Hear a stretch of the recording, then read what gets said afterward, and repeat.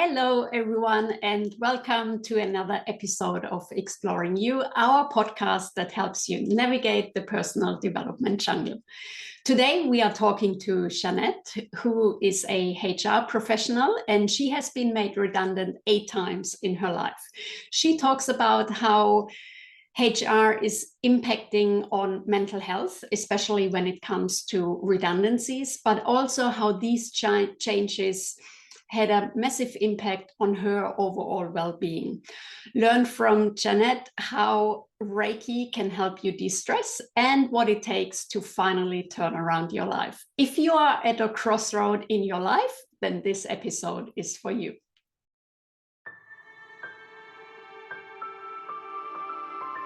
Hello, everyone, and welcome to our podcast. My name is Darren Alexandra. I'm from Elysium NLP and the Mind Core CIC.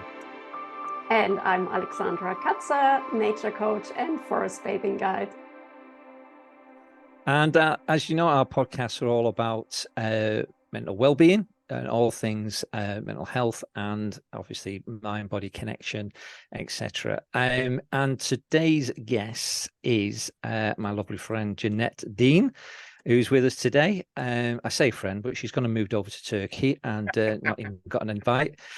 She's there in the nice hot weather while we're all sitting here freezing and wet. But Jeanette, thank you so much for coming on to our show today. Happy to be here. So we met some time ago. So Jeanette, first and foremost, who are you? Who am I?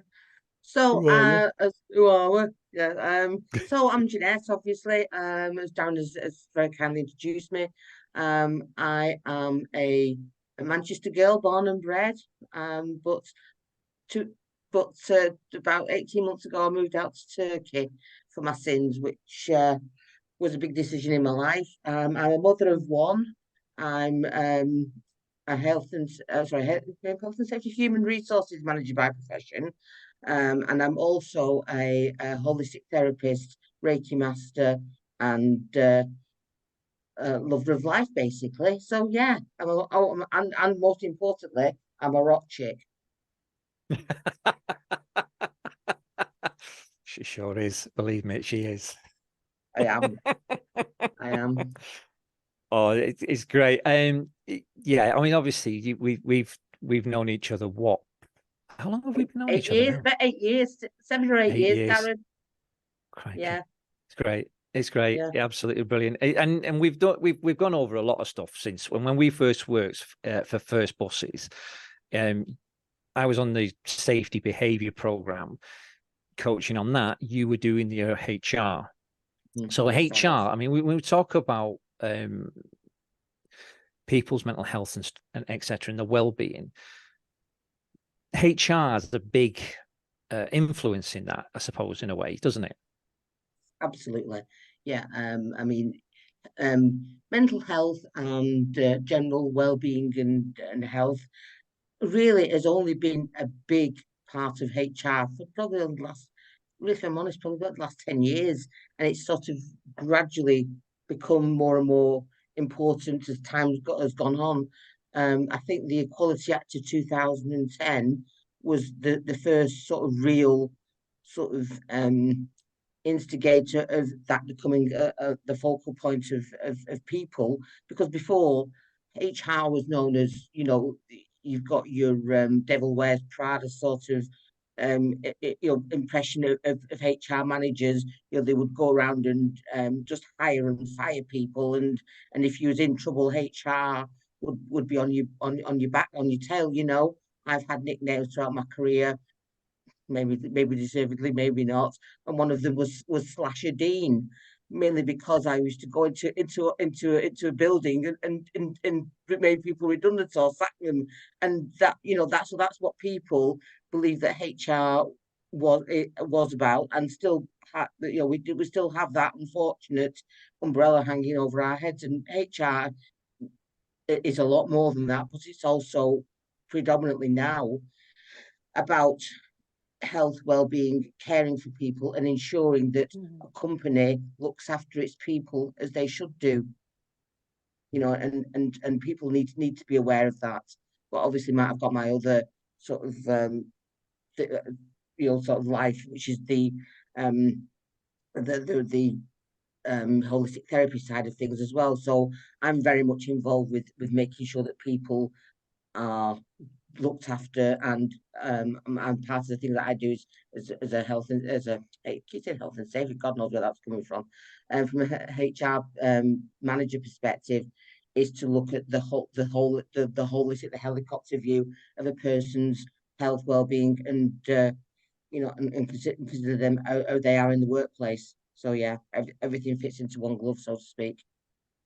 I mean, I mean, if you don't mind me saying, you've had your fair share of stresses with work anyway, haven't you? When I've known you, the number of redundancies in the sense, just as one point for you, has been a lot, hasn't it, over the last 2-3 years at least?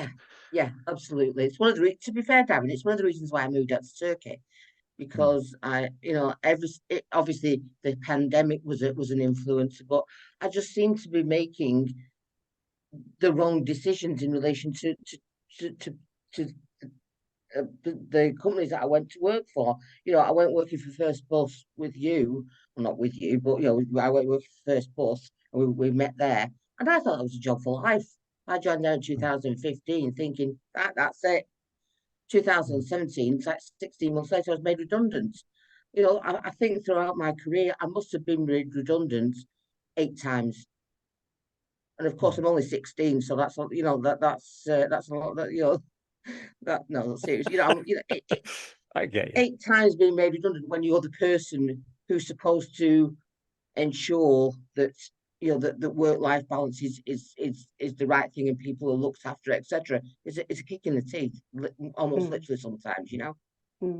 I'm working as a careers coach myself. It's you see this on a daily basis where people are struggling and the stresses that they have when it comes to work, money, family, and everything that ties in with that, isn't it? And it's hardly surprising that people's mental health just goes downhill, like a landslide. It goes. So it's important that your side of things. I mean, what kind of stuff have you used when dealing with that in the HR setting? For the like the HR manager, you mean, sort of sitting on the wrong side of the desk, so to speak. I mean, it's such a personal thing being made redundant. It's you can't sort of box it off into one little or even a couple of little scenarios, because I must admit, it's a horrible thing to say, but I've made probably hundreds of people redundant over my career, and I can't say that there's been really one size fits all. People have reacted in a myriad of different ways. So I've had grown sort of like hairy ass, apologies for the language, sort of like engineers breaking down in tears because I've told them that the job's being made redundant, and they've cried like a baby. And then I've had sort of people you'd expect to be really upset about it going, yay! What? See, I've had my tissues at the ready, and they're sort of like I was doing a jig around the room. So it's like, oh, okay. So you've got tissues, they've got bunting. Yeah, I get it. Yeah. So there's not really one size fits all, but the main scenario, the main thing I would say in relation to anybody who I'm been making redundant is to care. And I think not to get the tissues out and cry with them myself, but to be empathetic, sympathetic, and to not to treat it like a process. Obviously, it is a process, and you've got to do things by the correct way of doing things legally, and best practice, and the policy way, and all the rest of it. But as I always say, the main thing that goes in hand with HR work is common sense. And you can't sort of, you've got to learn common sense. You've got to learn the correct way to behave in a given situation. Like I say, there's not a one size fits all, but you've got to be in a position where you can't sort of just rush them through it. You've got to give them the time. You've got to give them the care and consideration that they deserve. Because the one thing that a person is when they're made redundant is that it's not their fault. you know, that they have done nothing wrong. I will sack anybody all day long quite happily, because, as in dismiss, because of conduct. You know, they've done that. They've hit somebody. They've done something bad. I have no problem or compulsion in actually dismissing somebody for doing something bad. But when you're made redundant, that's a whole different thing. Nobody deserves to be made redundant, but companies sometimes, many times, all the time, should be. Can't help it. It's a business decision, you know. And I always start by saying things like, please, you know, please be aware this is only proposed. I'll let them. I'll give them as much time to consider what potentially could happen to them as possible, and go through all the different scenarios. But I'm letting them know through all of this, it is not their fault. They have done nothing wrong. It is the position that we're making redundant, not the person. So, you know, and that, you know, it's difficult to get through to somebody who's the breadwinner, the only breadwinner in the family, who's worked, you know, who's on the, you know, they've already got problems themselves, maybe at home, or something else in their life has happened, and you can't sort of like, well, I'll deal with Fred later because he's, you know, his things have got. You've got to deal with Fred with everybody else, because that becomes an unfair process. So, but you've got to do it in a completely different way, maybe, than you would do with everybody else. You've got to treat them as individuals, which is what they are. So yeah, so there's never a one size fits all redundancy. When you know, mental health is the main thing you've got to consider. How is this affecting their mental health, which of course impacts on the physical health, you know, predominantly, or can do. So it's, you know, it's a knock-on effect. It becomes a landslide a lot of the times. I mean, I've never been made redundant, so I mean, thank goodness to some extent. But I hadn't realised that, like you say, people take that personally, don't they? Very much so. More than what have I done wrong? What, you know, the battle cry is always, well, what have I done wrong? Well, nothing. Well, why are you making me redundant? Well, we're not actually making you redundant. We're making your position redundant.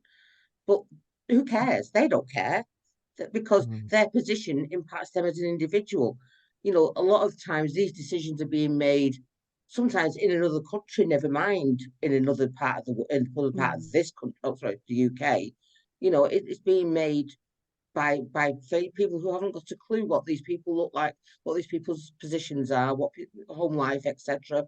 You know, health, you know, sort of physical health as well as mental health. You know, they have no idea, and quite frankly, quite often they don't really care. So it's down to me as a HR manager to let that land as lightly and as easily as I can. And you know, it isn't. And I would do all that I can to try and find them something new, something different.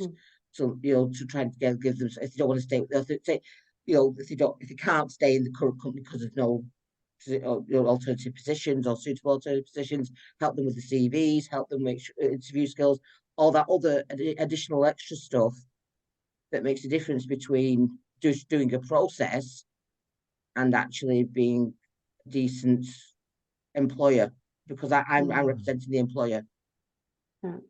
And what advice would you give someone who is actually going through redundancy? Because I mean, all of a sudden your whole world turns upside down, and that impacts your overall well-being. You're worried, anxiety kicks in, maybe panic attacks, just the worries. Okay, how do I, like you said, I'm the breadwinner. How am I supporting my family? What sort of advice would you give those people The first to piece deal of with advice that situation? No, that's fine. The first piece of advice I would give anybody is to, well, there's a few pieces of advice I would give, to be honest, but don't be afraid to go and seek medical help. If you think that it's impacting you to such a state that's impacting your physical and mental well-being, please don't, you know, don't think that your doctor will not care, because they should do, and they will do. I would say speak to your HR professional at your business. You know, speak to them. You know, book a one-to-one with them, and you know, see what help they can give you.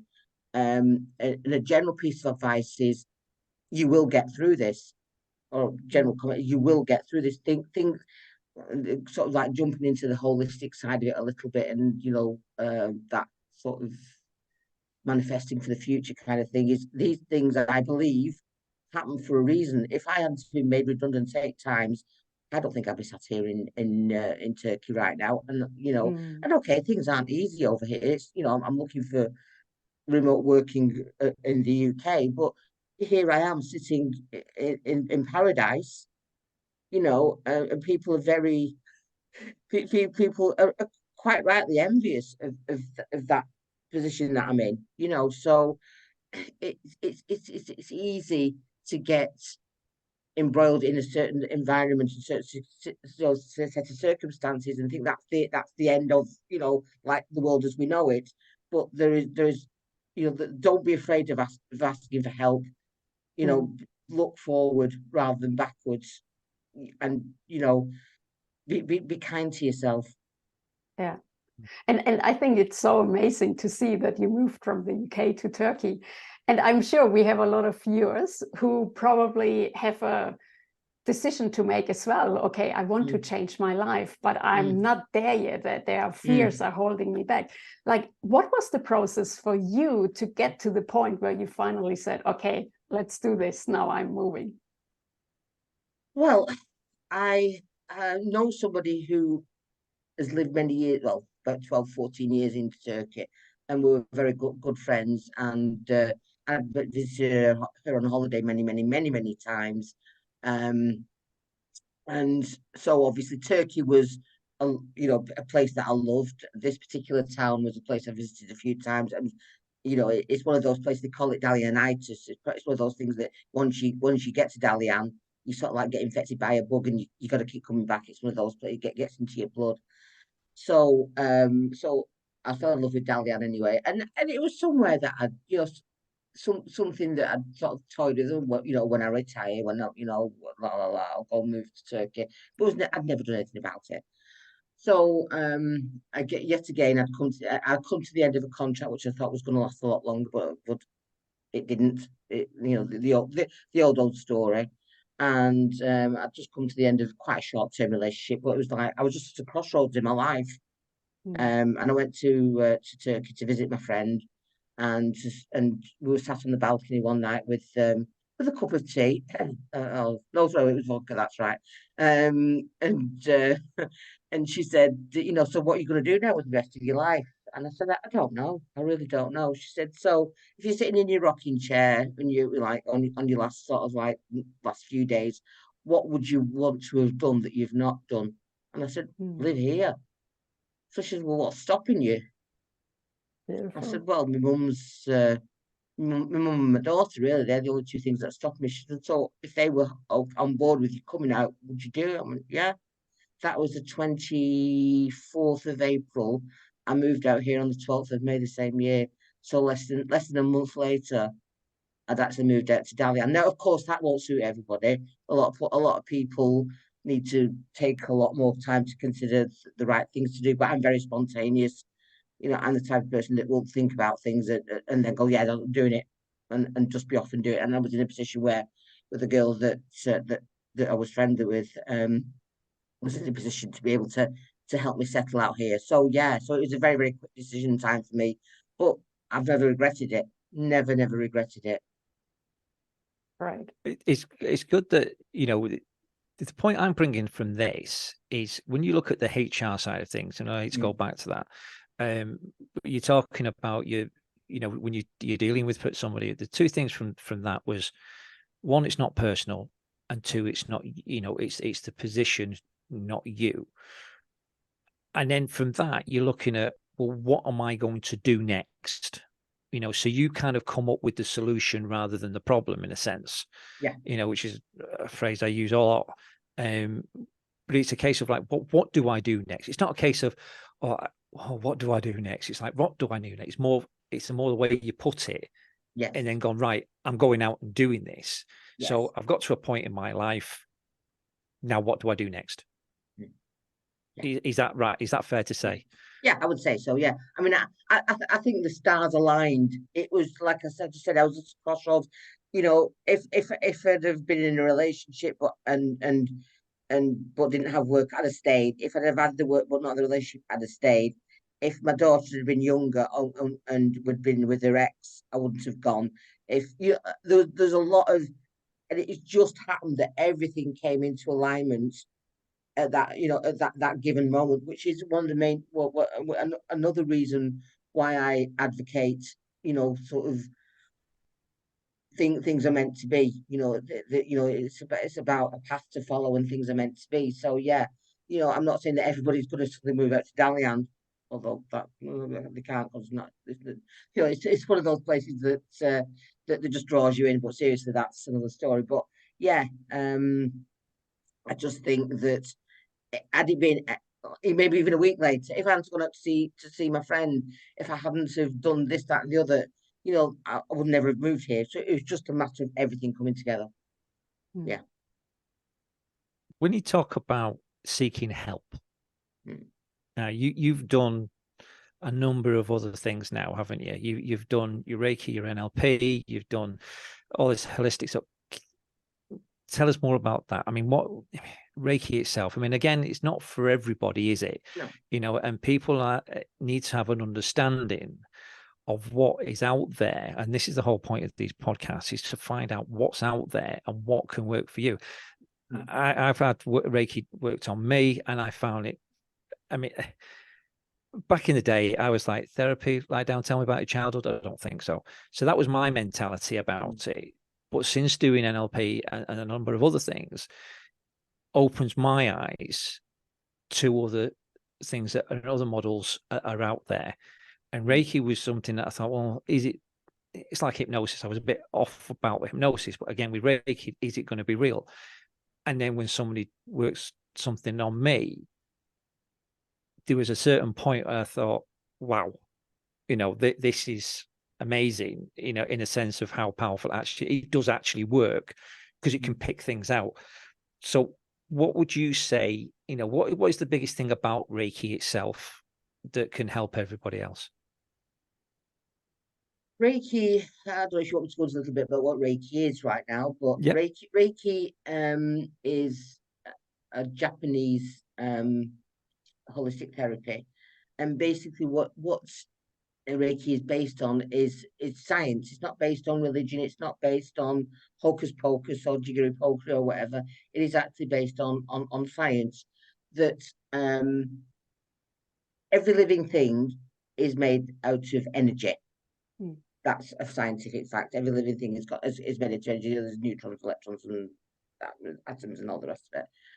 And it is a fact of physics, one of the laws of physics, that you cannot break, nor can you destroy energy.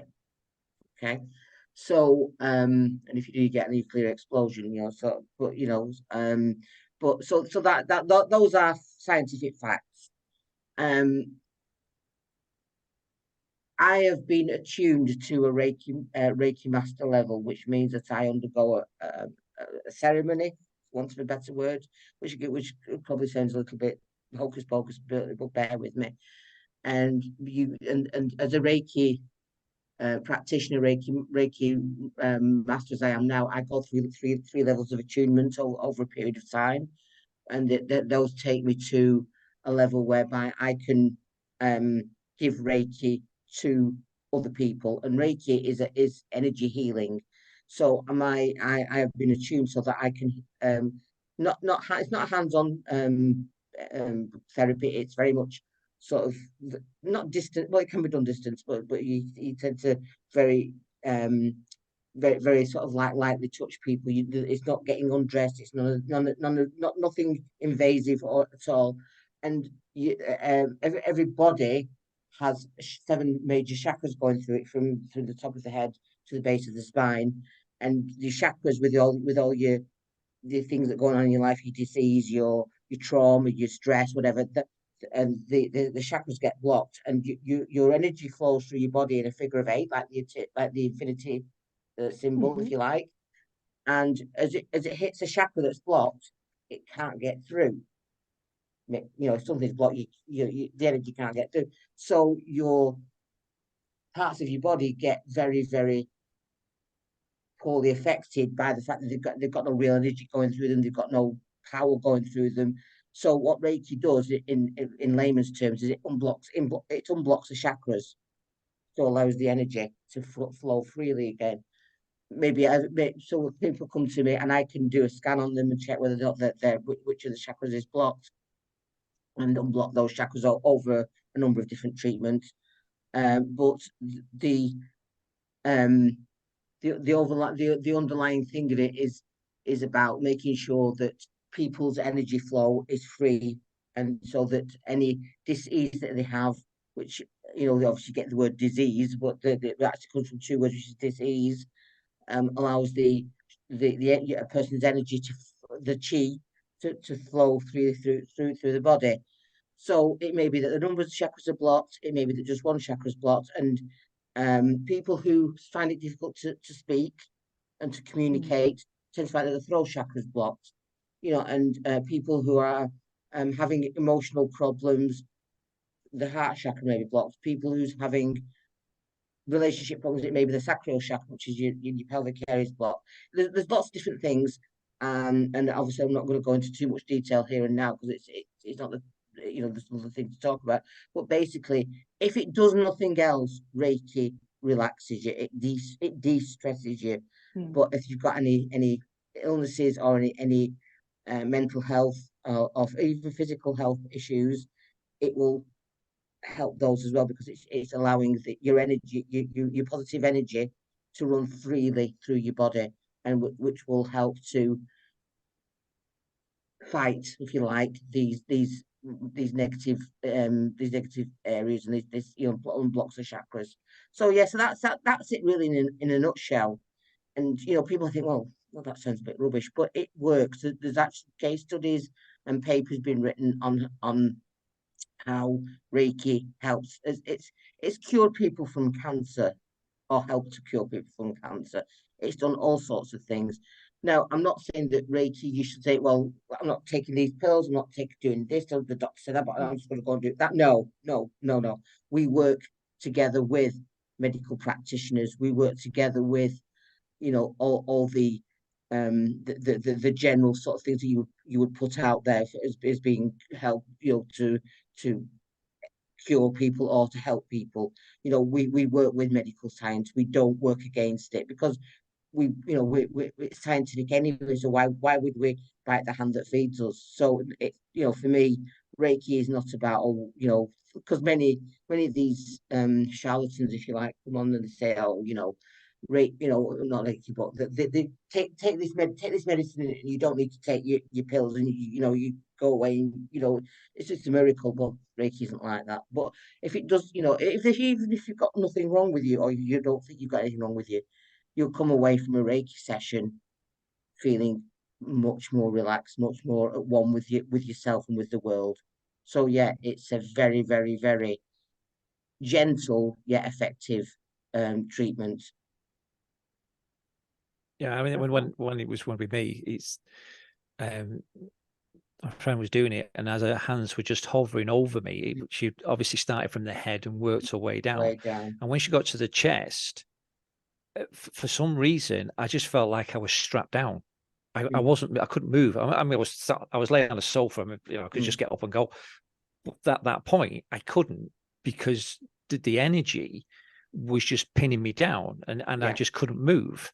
And then she went to the rest of the body, and everything was fine, but I was still stuck. And I'm trying, and you just made me think of, how did I pick up on this?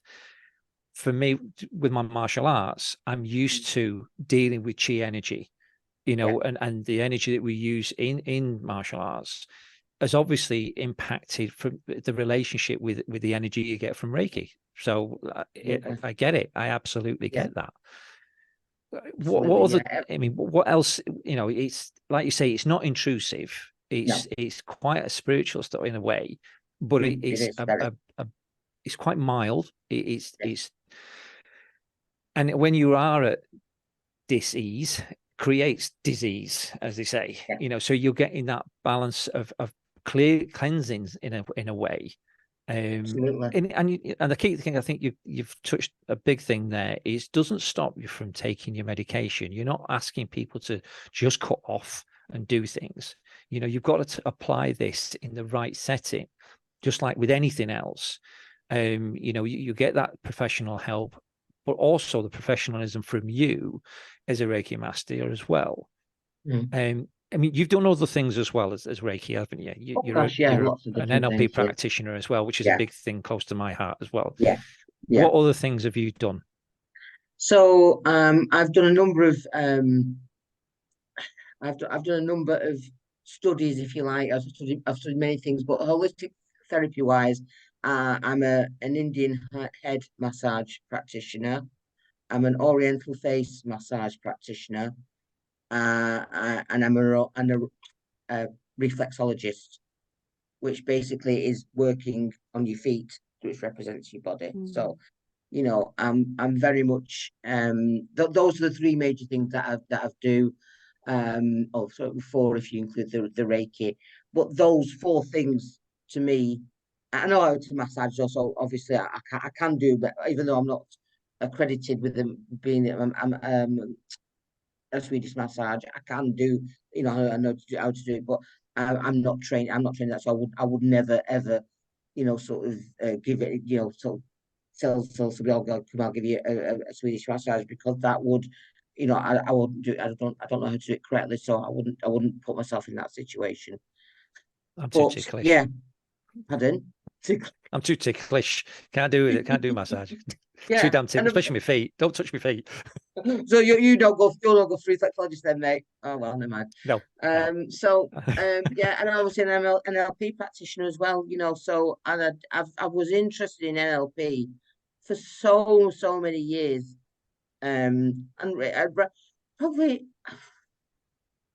probably 20 years now. Thinking back about when I started having the interest in it, probably 20 years ago. You know, and it's a long time to have something that you sort of passionate about. You know, it's a, you know, I'm definitely not a religious person, but I'm that sort of embroiled in it, that it's almost become well, it's a way of life for me. You know, doing the NLP, looking at the way that people's mind works, looking at the way that the body works and all that kind of stuff. But I'm not a doctor either. You know, I'm not no medical training whatsoever. So you don't need medical training or anything like that to do the things I do. But you need a knowledge of the anatomy and things like that. But yeah, nothing medical at all. But it's all non-invasive, all very gentle and helpful. Stress, like I said before, there's nothing else that relieves stress, which for somebody with mental health problems is one of the big factors. You know, if you know, I'm not saying that everybody sort your stress out and everything will go away. Of course, that's not the case, but stress is a big issue, you know, these days, and I'm well aware of it. Tipping point. Oh, sorry. Go ahead, Alexandra. No, I was just interested. You mentioned before that you can do it. Do you do it distantly as well, or just face to face? Reiki. I can do Reiki. I can do Reiki distance healing. There are a number of symbols that you have to use when you're doing Reiki, and there's a certain symbol that I would have to use to do Reiki. And obviously, you can't just do. I couldn't just do Reiki randomly on some random person. But if we were sort of like, you know, all right, on 7 o'clock tonight, I will give you distance healing, Reiki distance healing, and you know, please put yourself in this in a candlelit room with, you know, comfortably, but with no distractions. And I would do the same and send the healing to that person long distance. I could do it here in Turkey to you guys over in the UK without any issue. Nice. So yeah, cool. Well, I know I've got your number, so I'm all right. Yeah, no, it's great that you can do that, and it's the same with the NLP side, that you can do that from a remote location, can't you? You know, you know, we're not looking at people having to travel to Turkey to see you. no, you know, your services are available online because we have that beauty of that now, thanks to COVID. But you know, it's about being able to do that now. It's more flexible, isn't it? Absolutely, yeah. I mean, like I said, I live here in Turkey, and I'm, you know, I do remote HR work as well. You know, which So nothing's beyond the realms of possibility these days with the with technology and the Zoom and and anything really, anything's possible. But yeah, it's the world has become far bigger in the last 3 or 4 years, I would say. Is it bigger? Or is it smaller now because everyone's closer? Oh, so yeah. Depends on the way you look at it, Darren, to be fair, doesn't it? Yeah, I just think it's damn, it's two people too closer to me now. Can't get away from any. I used to have a phobia about phones because everyone could just get hold of me, but now it's everything. You just can get hold of me anytime. So about the tipping point. So obviously I'm reading The Tipping Point by Michael Gladwell. It's finding those small little things that help you get over the issues that you've got. When you think about yourself, I mean, Alexander's already put on it. What made you go out there? What made you do this? So what was your tipping point, in a sense, to say enough's enough? I need to change. I think it was the knowledge that nothing seemed to be changing. I'd gone through, as it was at the time, probably 6 years of the same old stuff, the same old routine, the same old thing happening to me. No matter how much I tried to make things different, it never changed. So I think the tipping point for me was self-realization that I needed to change me. I needed to change what my life was. I'd been too stuck in the same rut for too many years. I'd had hang-ups about the same person for too many years. I'd had hang-ups about myself for too many years, and hang-ups about the fact that I kept being made redundant for too many years. So it was just a case of sitting. And I spoke to you, Darren. You and I had some coaching sessions about 4 years ago now. Is it something like that? It's a while ago. I think it might even been less. I think it may even less. Yeah, but I know. Yeah. We had some coaching sessions, and the things that we talked about made me realize what I was lacking in my life and what I should be doing. And it wasn't about other people; it was about me. I think we talked at the time about trying to be a people pleaser and trying to do things for other people and hung up on other things rather than looking inside myself and what I was doing for me. I should know this. The job I do, the things the career path I've chosen, the hobbies and interests that I've got. But I'm my own worst enemy. I'll do it for everybody else, but forget about myself. And sometimes it's about being in love with yourself. Sometimes, and that takes work. That really does take work. And it's not. Oh yeah, one day I love myself. Yeah, happy day, and everything's wonderful. It's a full-time job trying to keep your vision and your focus on yourself, because you're the most important person in your life.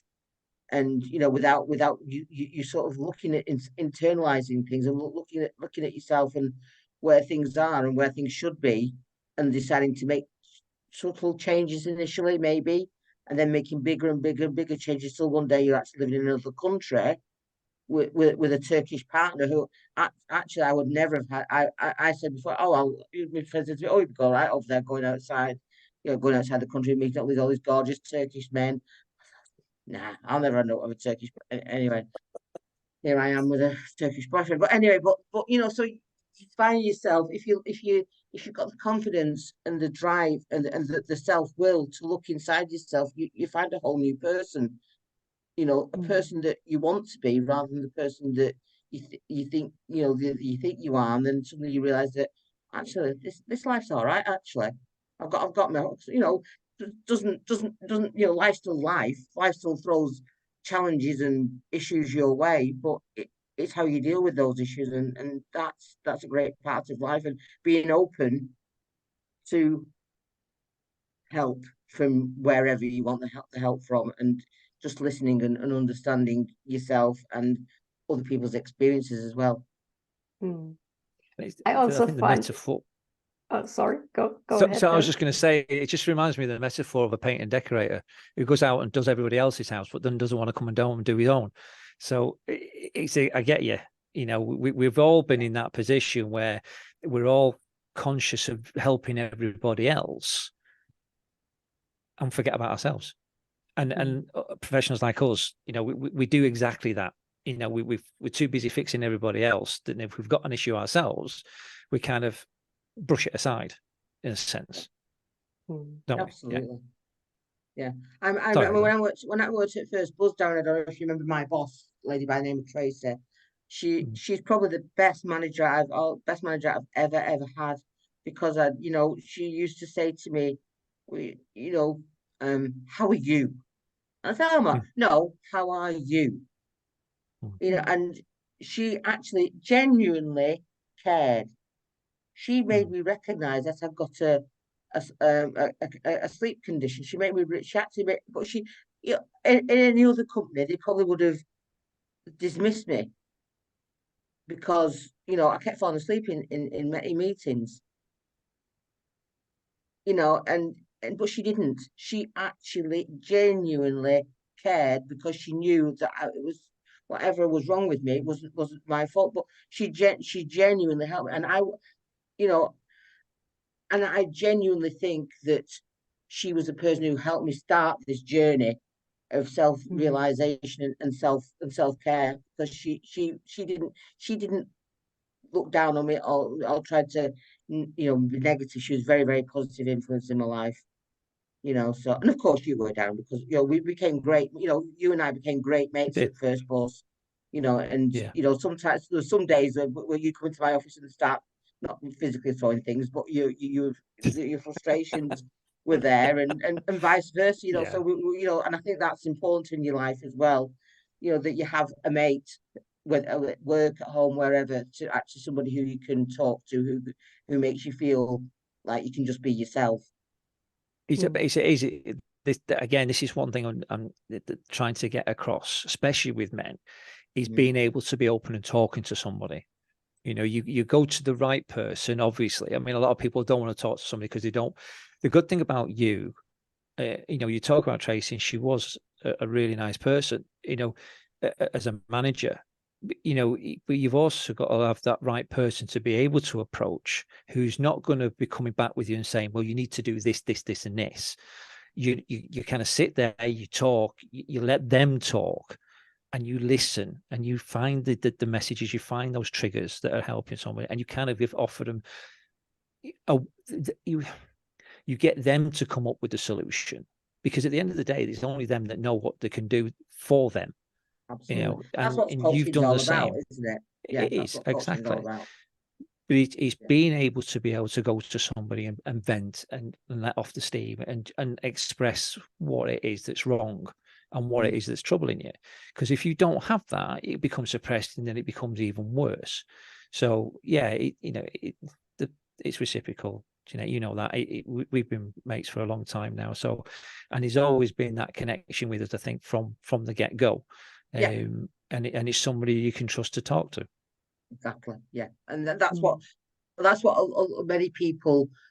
I from working in my in HR, people generally are very apprehensive about approaching other people to let off steam, and it's about building trust and knowing that whoever you're going to be talking to, letting off steam to, is not going to judge or repeat or have some kind of issue with the fact that, because everybody goes through bad days. I don't think there's anybody in this world who's not had a number of a bad time in their life, whatever it is.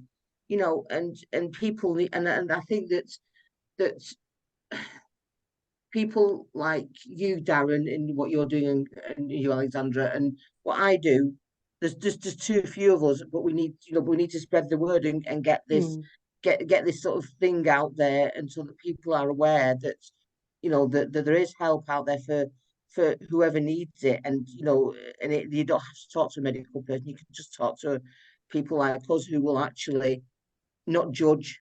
We don't have to actually understand all your medical issues. You just have to be there to let somebody talk and let them know that there are people out there who are more than happy to listen, and they won't judge. Exactly. So, Alexandra, were you going to ask something? Yes, I was just interested to understand how you figured out that you know what it is that I want. Because oftentimes we are like, oh, I don't want this anymore. I don't want this anymore. But when we ask someone, okay, what is it that you want? It's like, good question. What is it actually that I want? So I'm just wondering, what sort of process did you go through to then realize, okay, this is my next step. This is what I want to do. I think the thing was, I was already in Turkey when the conversation took place. I was sat there on my friend's balcony overlooking this beautiful view. And it already was in my head that when I retire, when I'm old and past it, when I've not got a mortgage anymore, when I've not got this, when I've not got that, I will retire to Turkey. But as I said before, the crossroads was there in my life, the stars aligned. And I just knew, I can't explain how I knew, Alexandra. I just knew that I had to try it. Beautiful. It might have lasted 2 months. It might have lasted two years. It might have lasted 20 years. I don't know. I still don't know. But that doesn't matter, because the only thing I think you regret in life is not trying something. If you've got something you want to do, and the only regret you'll ever have is not doing it. So that's basically what my sort of thought were. Sorry. Yeah, that's a lovely message. I love it. Yeah. Thank you. Yeah. Well, you've got your tipping point. But what's the tipping point? What do you see as the tipping point for others? What's going to get people to tip over and start changing what they need to change? When they've got personal issues, when they've got the mental health issues, what do you see as the tipping point for them? I mean, it's an individual thing, obviously, but generally speaking, I would say it's the first thing is acceptance. Is accepting that you actually do have an issue. Whatever that is, that might be. I have somebody who I know very, very well who's an addict, and a recovering addict, as it turns out, a recovering alcoholic, and they'd been an alcoholic for many, many, many, many, many, many years, but they had to accept it. They decided to accept it, and then they had to want it. So I think that the first stage is acceptance, and then the want to change. I think those two things are the start of anybody's recovery journey, whether that's through addiction, through health, through personal problems, the life itself. I think that absolutely people have to accept first, and then acknowledge and want the change to become part of the life. And it might not happen. I mean, this person I'm referring to, they didn't get sober for many, many years. Then they wanted to get sober, but they didn't want it enough, so they would play at it, and but then eventually they reach their rock bottom, whatever that is. And sometimes I think you have to reach that rock bottom. I would prefer to think that people don't have to reach a rock bottom, but in many, many cases they do have to reach a rock bottom. They find whatever, and that is just an addiction that's in their life, or circumstance or whatever, and rock bottom isn't necessarily something that's going to be necessarily a very bad thing. It just is what their rock bottom actually is in that scenario, and they reached their rock bottom, and that was in 2008. And they haven't touched a drop of alcohol since. Mm-hmm. And they are now 60 years old. So they've been sober now, my maths is rubbish, but 15 years. So they were 45 years, well, less when they were a kid, of course, but about 35 years a raving alcoholic. And 25, 30 years a raving alcoholic and a violent alcoholic. So if they can change, and if they can find a path, whatever that path is, doesn't matter. It's about that. It's a first good point. key is acceptance. Yeah, it is accept. I mean, we was having the conversation before about the words mental health. Now, for a long time, I think we've got to put this in a different way. You know, we've got to talk about, it's just a simple thing as using those two words. And a friend of mine said, you know, Darren, what you got to do is you've got to remember, don't mention the words mental health.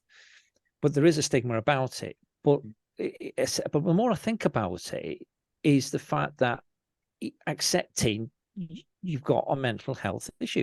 Do we sugarcoat it and try and call it something else, or do we actually be more direct and say, no, this is what it is, and you need the help to change it? You know, what you're going to do about it. So, you know, is that what you know, do you kind of come up with a different wording to make it all nice for someone to say? Why should we? You know, because that is exactly what it is. Call a spade to me. You know, you don't sugarcoat things. You know, if you start sugarcoating things and calling them more politically correct names and all the rest of it, you know, you're going to get people forgetting what you know. You're going to get people missing out. You're going to get people confused. Call a spade a spade. Keep it as it is. It's a stigma we need to get rid of. Unless you're from up north, we call it a shovel. But there you go. Well, yeah, obviously, yeah, call a spade a shovel, yeah. Shovel. Yeah, but you know, it's but you know, it's a stigma. It's the oh my God, I can't admit that I've got a mental health problem. That needs to go because people, people say, oh, you know, such and such body's got cancer. Oh, the poor thing. Such and such a body's got schizophrenia. Oh. So it's that it's taking away the fact that if it's to do with your brain, you're some kind of strange person. Whereas if you've got something wrong with you physically, it's poor you. You know, and I'm not advocating sympathy where it's not founded, but you know, people should consider mental health, because you can't. It's like any disability that you can't see. You know, if you're not sort of like in a wheelchair, you're not disabled. Well, sorry, that's not right. So it's about opening up people's mindsets to the fact that mental health is just as important as physical health. You know, and that's the problem. I think don't sugarcoat it. Call a shovel a shovel. Yeah. Sorry, I couldn't resist it when you said you're right. You're right. Yeah, but no. So, you know, obviously Salford's much better than Manchester, but there you go. Anyway, well, so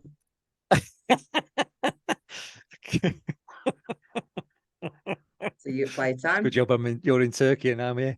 So it should have beat me up otherwise. You know it. Your retreats is something else we've not touched on. You've got these retreats that are coming up now that you're offering to people to come on to. Yeah. Tell us about what that's all about. So the retreats are, as I say, in case nobody's noticed, I live in Turkey. I don't know. That's a surprise. I've not mentioned it yet. But if anybody notices this podcast and my eyes are rolling and my cheeks are turning and my mouth's turning up and down, it's only because I'm jealous as hell, and I can't stand the fact that you're over there and I'm here. You know, I was in Turkey a couple of months ago when it was like 40 degrees heat, and now it's like minus 40 here. You know, so I am. I you know, fair play to you being there. I am just damn jealous. That's all I can say. You know what? There's you know, there's always planes, trains, and automobiles, mate. You're welcome. But yeah. So I live in Turkey, and my friend is also a holistic therapist like myself. She lives in the UK, and we come up with the idea about doing retreats here in Dalian and also across in the UK for people who want to experience the way that, you know, to try and get their life back on track, or to try and work their way into a more sort of calm and gentle way of being without doing anything too radical.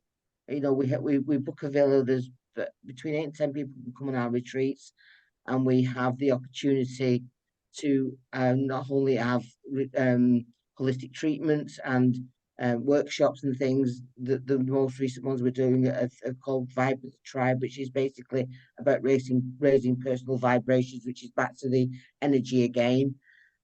And we treat it like a holiday as well, so it's not just a group of people sitting on mats going you know, and doing in Losa's position. It's about having a holiday as well as finding, you know, a way to explore your spiritual self as well. You know, there's a beautiful villa with a pool. You know, if you want to set some time away to go and lie by the pool, then do it. You know, we have a boat trip, that kind of thing. You know, so it really is. It's a great way for people to relax. We're called New Horizons. I'm sorry, no, we're not. No, we're not. That's my HR company. Oh, we're called New Dawn Retreats. What's it called again? Sorry. New Dawn Retreats. Dawn Retreats. New Dawn. Yeah, as in like the start of the day. Yeah, New Dawn. My friend's called Dawn. Strange. And I was just going to say, because you threw me there for a brief second. I thought I knew what she meant, but because you said Dawn Johnson's a part and parcel of the package. Yeah. You know, it's well, not part and parcel of the package, part and parcel of the business. She probably put me wrong on that one. You know, it's it just kind of threw me then. Sorry, carry on. Yeah, no, it's we sort of came up with the name because my company's New Horizons HR Solutions, and hers is Dawn. Sorry, Dawn. I can't remember the name of your company, Bluff, but you know, so she does, you know, so she does the holistic therapies as part of her side hustle as well. But we came together and decided to do these retreats. Whether they work out or not, who knows? You know, it's all new. But then again, if you don't try, you don't succeed. You got no chance. You know, and while I'm working out here as well, you know, I'm a digital nomad. I hope to do work you know, sort of as well as doing HR work for the UK companies, you know, so which helps, you know, people's health and well-being from a remote location. You know, HR can be done anywhere in the world. You know, people think, oh, you need to have HR sat behind a desk in the building. Well, no, you don't. That was proven to me time and time again over 3 years through the pandemic. You don't need to be sat in the same room. You just need to do a good job, and that's, you know, and that's part of what I do as well. So yeah, so it's, you know, my focus on life is people. You know, I'm a real people person, sort of professionally and personally. You know, it's just the way I'm I can made. vouch for that.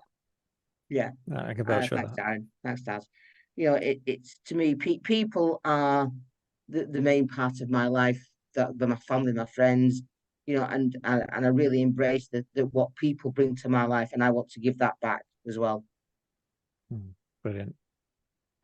It's the one thing I just want to say is you know, when people look at this, you know, a lot of the time, especially men in particular, and I know I'm more focused on the men than the women, and it's not a sexist thing or anything like that. It's just getting men to be more open to things, because I was closed to a lot. It's not, people look at this and it's all hairy fairy, like you say, hocus pocus, or it's all butterflies and clouds, but it's not. It's like anything.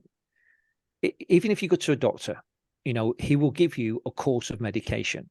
It's a case of going through the course of what we do, you know, sticking to it. You might not see something the first day, you might not see something the next day, but over that period of the course, something will come out of it at the end.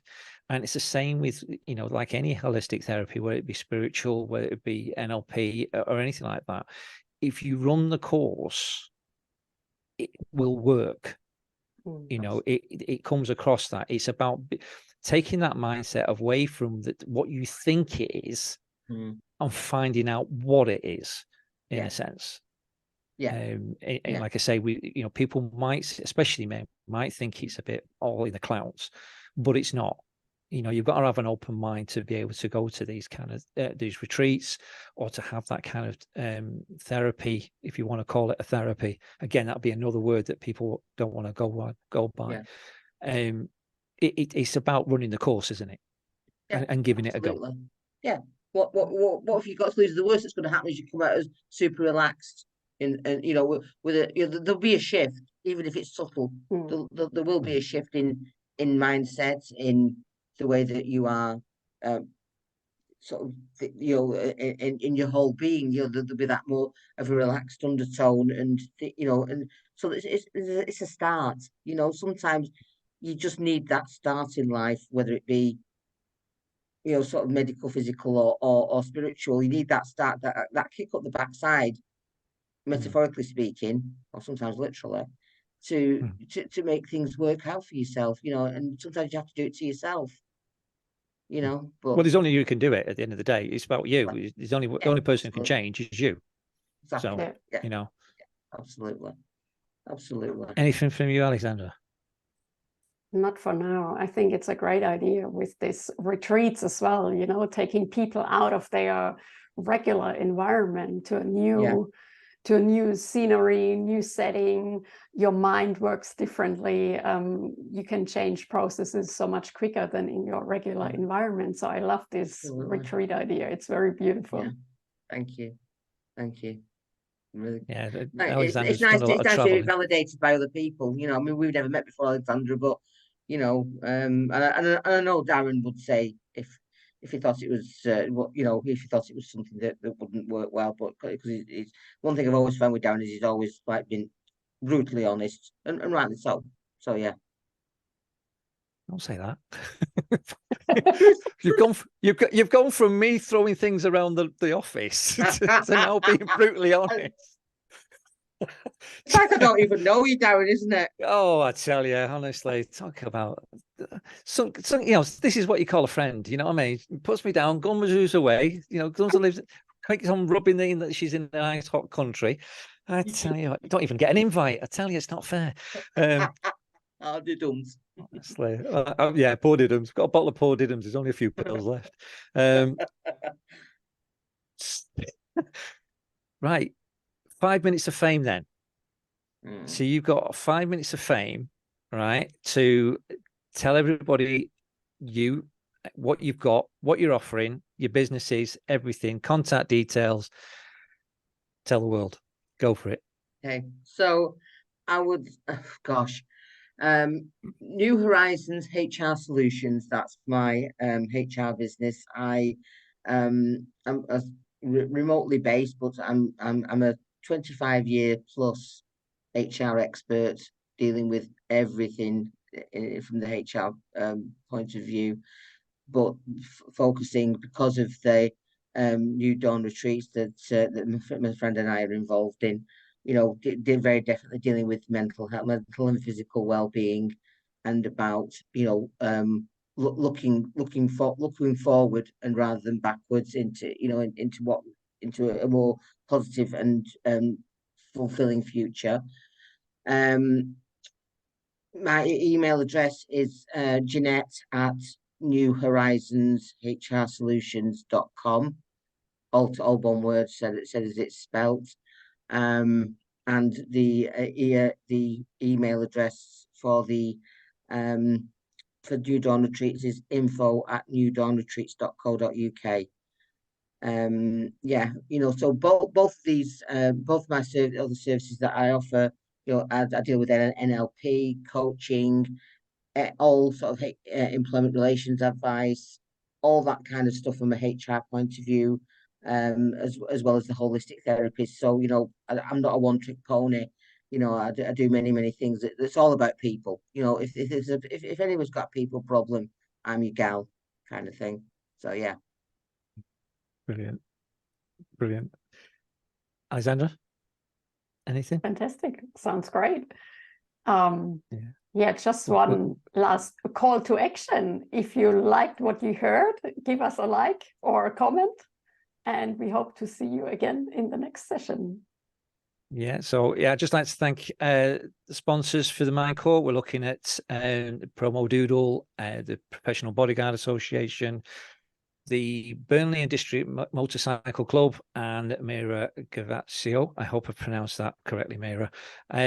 We've got our donations page to help with the project of setting up our retreat and training centre. So you'll find the easy funding page, and you should find a new GoFundMe page coming up soon.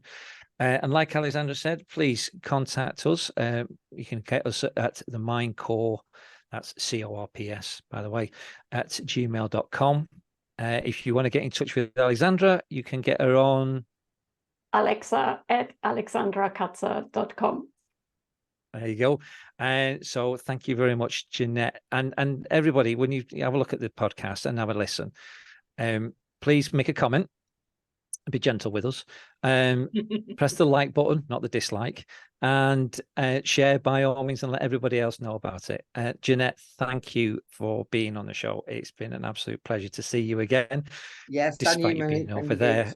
Despite you being over there. But no, and you know, I've got to say, you've looking at your posts on Facebook, I can see the difference you now are, you know, from when we were talking before. And I wish you all the best, you know, with the new guy. You know, tell him if he doesn't. And you are welcome to go. You are welcome to come over on a holiday as well. By the way. Oh, thank you. I was waiting to get that eventually, but just let the guy know if you know somebody who'll trash his office if he doesn't behave himself. But yeah, no, I wish you all. Just tell him if he steps out of line, I'll send the boys round. But no, it's a pleasure to catch up with you as always, mate. You too, mate. So thank you for It's been coming lovely to on meet here you today. as well, Alexandra. It's been a pleasure. Yeah, lovely talking to you, Janet.